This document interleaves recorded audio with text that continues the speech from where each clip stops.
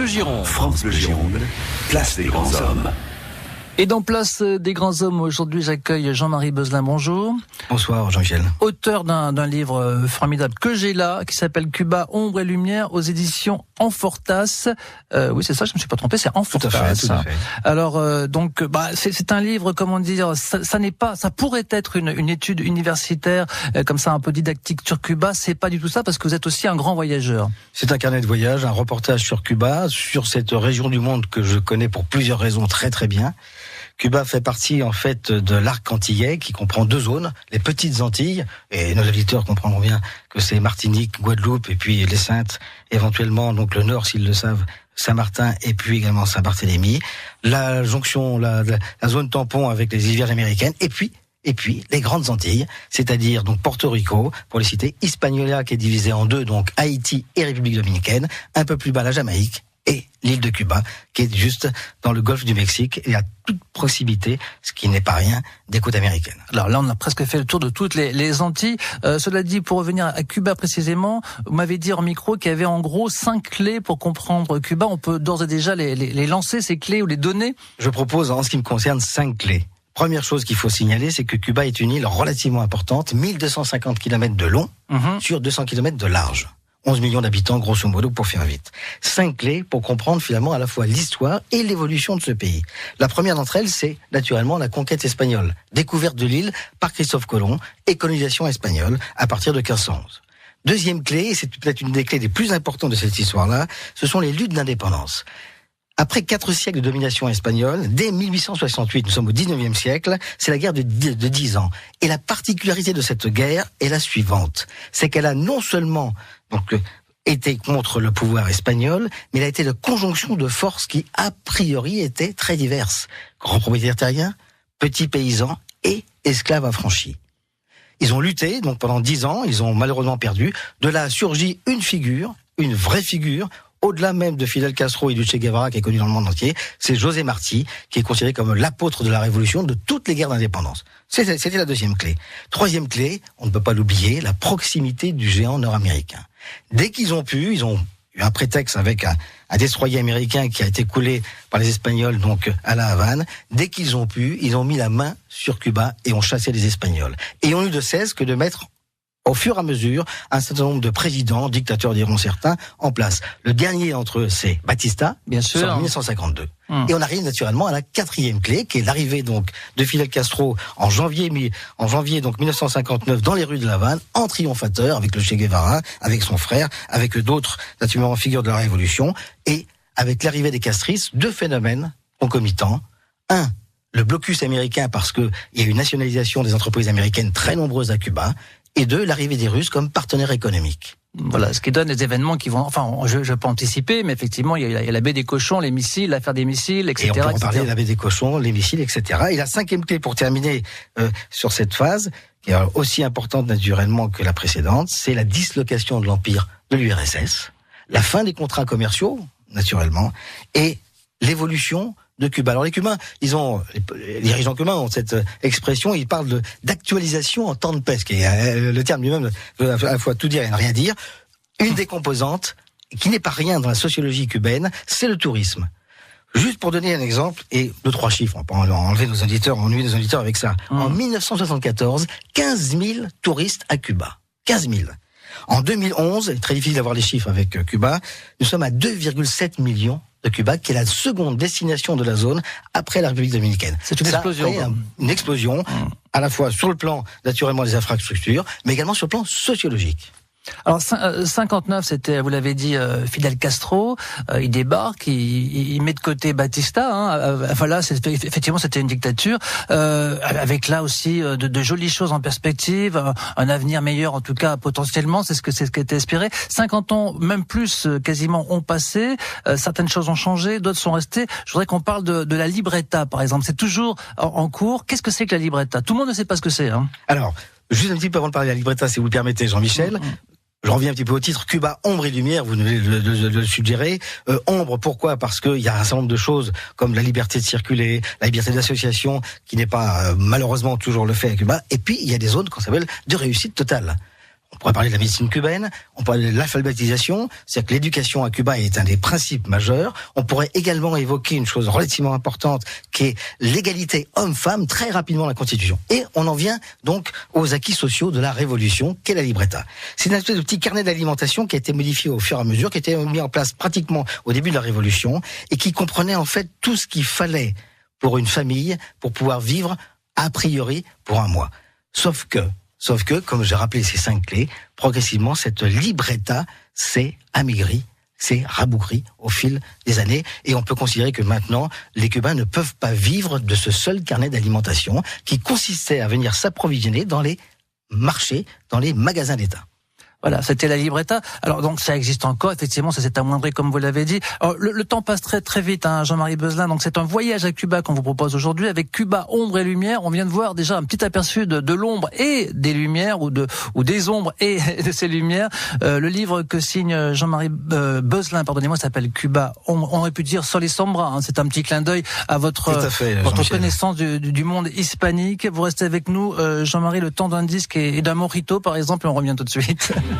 France Bleu Gironde, écoutez, on est bien ensemble. France Bleu Gironde. Louisette. France Bleu Gironde. Et dans Place des Grands Hommes, aujourd'hui, je reçois Jean-Marie Beuzelin, auteur du livre Cuba, Ombre et Lumière, paru aux éditions Enfortas. Jean-Marie Beuzelin, vous vivez à Bordeaux et on pourrait se demander d'où vous vient cette passion pour les îles et particulièrement pour Cuba. Est-ce qu'il y avait un terrain favorable? Alors, je l'avais suggéré tout à l'heure puisque je suis en fait originaire des Antilles françaises. Et puis tout le monde sait le lien qu'il y a eu pendant très nombreuses années entre l'Académie de Bordeaux et celle des Antilles, qui fait que Bordeaux était une escale parentale dans un premier temps et personnelle ensuite dans un deuxième temps, ce qui fait que je vis ici à Bordeaux de manière permanente depuis plus de 20 ans. Oui. Voilà, donc vous avez vécu en Guadeloupe, hein, pour ne pas la citer, et vous connaissez certainement les quimboiseurs, ou les quimboisais, comme on dit là-bas, les sorciers des Antilles françaises, le vaudou d'à côté d'Haïti, et ça nous amène à la santeria de Cuba et non pas des Cuba. À quoi ressemble exactement cette santeria? Qu'est-ce que c'est? Alors cette santeria donc est très particulière, on l'appelle ça globalement le vaudou à la cubaine. Hein. Donc pourquoi? Parce qu'en fait, lorsque la révolution a lieu à Haïti, un certain nombre de main-d'œuvre donc ont migré vers Cuba pour la canne à sucre, pour le Cuba, une main-d'œuvre qui était originaire pour l'essentiel de 3 pays, Nigeria, Congo et Bénin. Ils ont apporté en fait leur vue du monde, parce que la santeria, comme le vaudou, est une vue du monde, et compte tenu des pressions qui ont été exercées sur toutes les églises, l'église catholique en particulier pendant de très nombreuses années, parce que considérée comme un obstacle à l'homme nouveau cubain, la santeria a vécu un peu dans l'ombre de l'église, tout en ne reniant pas l'église. Ce qui fait qu'on a un mélange au niveau des saints, la santeria par exemple, on a un mélange entre ceux de l'église catholique, et assez subtil, et ceux du vaudou. Le vaudou est pratiqué, le vaudou cubain, donc la santeria, est pratiqué pratiquement dans le sud de l'île, dans toute l'île de manière générale, mais beaucoup dans le sud de l'île, là où les esclaves d'origine, donc des pays que j'ai cités, Bénin, Congo et puis Nigeria, étaient les plus nombreux. Alors dans le livre, donc Cuba, Ombre et Lumière, vous dites qu'au fameux slogan révolutionnaire Patria o muerte, c'est-à-dire la patrie ou la mort, c'est substitué au fil du temps. Un autre slogan, c'est Invention o exilio, l'invention, la débrouille ou l'exil. La débrouille, c'est fondamental là-bas. Hein. C'est fondamental, bien avant que l'État cubain finalement s'y mette en quelque sorte et propose à un certain nombre d'entrepreneurs entre guillemets donc de monter leurs petits restaurants, leurs petits gîtes, on appellera les gîtes, on les appelle vus d'ici, et de manière à tout ça sous contrôle d'État, de manière à tirer leur épingle du jeu. Mais bien au-delà de ça, il y a toutes sortes de débrouilles, c'est-à-dire qu'on fait venir toutes sortes de matériel, pièces détachées. La plupart du temps, donc, du Canada, parce qu'il y a des accords avec le Canada très importants, c'est plus ou moins autorisé, et c'est revendu avec 1000 petites mains qui participent à ce trafic et qui irriguent en quelque sorte l'ensemble qu'on appelle la société cubaine. Alors, ce sont généralement des petites arnaques, ça va de la petite arnaque jusqu'au comportement des jeunes femmes un peu légères, on va dire. C'est pas exactement de la prostitution, ça y ressemble de loin. Alors, c'est le phénomène Rinentera, donc, qui a fait couler beaucoup d'encre, des écrivains cubains ou journalistes exilés en France en particulier ont écrit des livres, à mon sens, en exagérant largement finalement ce phénomène. Il y a une permissivité sexuelle très importante à Cuba. Et il va sans dire que lorsque le tourisme est arrivé, donc j'ai rappelé les chiffres tout à l'heure, et que on peut considérer que les années 90, ça a été l'explosion, Cuba s'est trouvé confronté à ce genre de dérive. Progressivement, les choses ont été remises en ordre.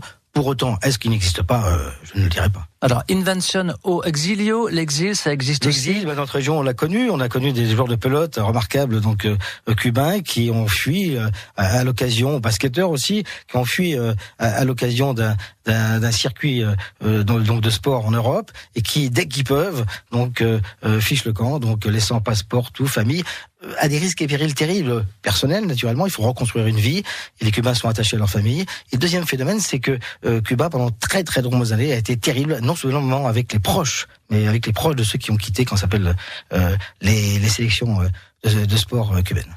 Cuba, côté ombre et côté lumière, c'est ce que l'on découvre aujourd'hui en compagnie d'un écrivain voyageur, Jean-Marie Bezlin. C'est Place des Grands Hommes et c'est France Bleu Gironde. France Bleu, Gironde. Place des Grands Hommes, la suite et la fin avec mon invité Jean-Marie Bezlin. Jean-Marie, il y a quelques années, le monde entier a découvert une musique formidable. Je pense qu'on est plein à avoir l'album, en tout cas moi je l'ai, c'est le Buena Vista Social Club. Ça a été aussi un film de Wim Wenders. C'est une drôle d'histoire qui est arrivée à ces vieux musiciens cubains, Compay Segundo, Ibrahim Ferrer et autres. Histoire étonnante, histoire stupéfiante, histoire remarquable. Le Buena Vista Social Club était en fait un des très nombreux clubs qui existaient à La Havane avant la révolution castriste. Et puis il se trouve qu'un impresario, producteur américain, Ray Cooder, donc est venu et aimait cette musique-là, et à l'aide de Maximo Rodriguez, donc un musicien cubain, un à un est venu trouver qu'on s'appelle les vieilles gloires, parce qu'ils avaient vieilli naturellement comme chacun d'entre nous au fil des années. Il les a enrôlés, ils ont réussi à faire, comme vous l'avez souligné, un disque absolument époustouflant, et également un DVD qui est remarquable. On voit leur visage radieux. D'une manière générale, il faut dire que la musique à Cuba est partout. Je me souviens d'avoir visité donc le musée du Rhum à La Havane, dans un magnifique solar, un hôtel particulier. Donc musée absolument remarquable. Donc j'invite tous les auditeurs, s'ils se rendent à Cuba, à visiter, parce qu'il est un petit peu à l'extérieur du Malecón.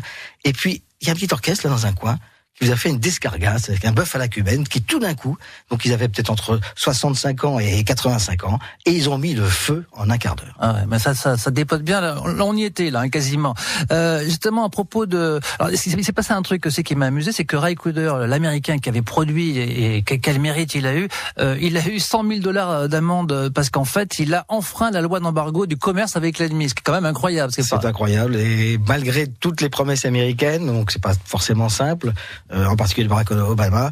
Donc El Bloqueo, le blocus, l'embargo existe toujours. Continue. Et puis voilà. Alors à propos de commerce, quand même, on pourrait croire que par ces temps de prévention sanitaire à tout crin, à tous azimuts, le cigare est en perte de vitesse, et c'est pas le cas. Du tout. Chaque année a lieu une espèce de grande fête internationale du cigare. Donc et la production de cigares a subi une petite diminution il y a 3-4 ans, relativement légère.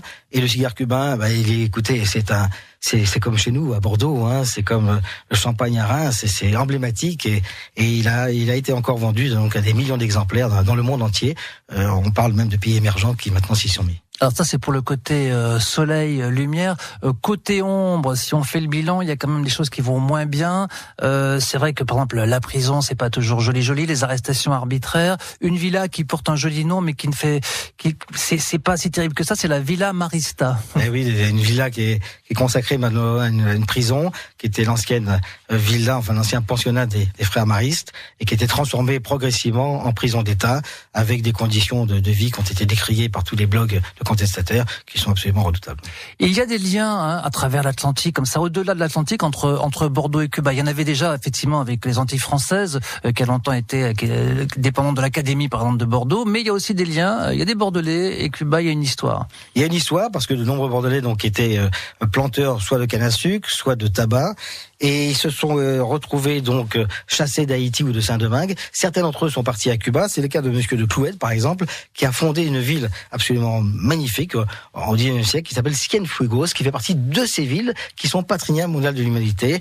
Et il est venu avec d'autres Français venus de Louisiane, et ils ont construit cette ville absolument magnifique, une petite ville avec une baie qui s'ouvre devant, que j'invite tous nos auditeurs, s'ils vont à Cuba, d'aller faire le déplacement. C'est pas forcément facile, les routes sont difficiles, les déplacements sont lents, mais ça mérite la peine d'y aller. Ça mérite le détour. En quelques secondes, Jean-Marie Bezlin, pour finir, voilà, c'est un pays qui évolue, qui est conscient qu'il faut évoluer, et qu'il faut changer un petit peu, si on veut garder certaines valeurs et surtout avancer quand même.